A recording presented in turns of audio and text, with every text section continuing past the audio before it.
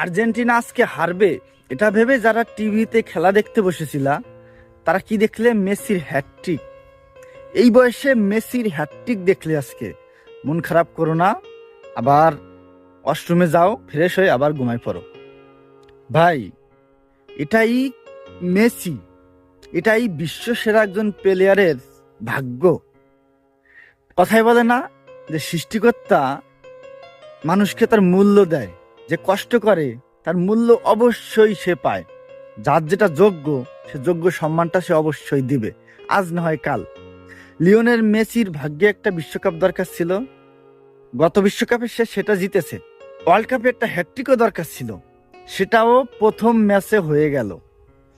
কি এরপরও তোমরা এই লিওনেল মেসিকে নিয়ে ট্রোল করো যে লিওনেল মেসি কি খেলে, এটা ওটা সেটা।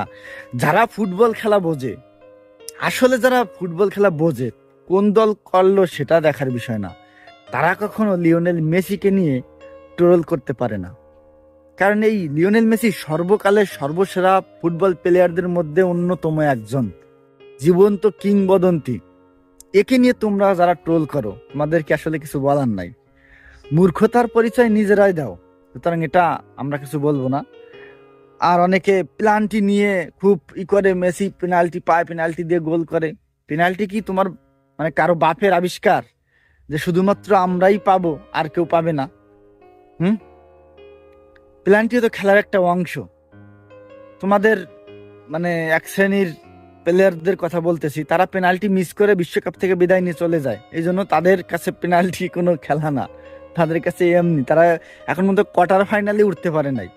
এমন এমন অনেক টিম আছে, নামি দামি টিম, যারা অনেক নিজেদের নিয়ে অনেক গর্ব করে, তারা এখনো কোয়ার্টার পর্যন্ত উঠতে পারে নাই গত 24 বছরে। তো যাই হোক, কংগ্রেচুলেশন আর্জেন্টিনা টিমকে।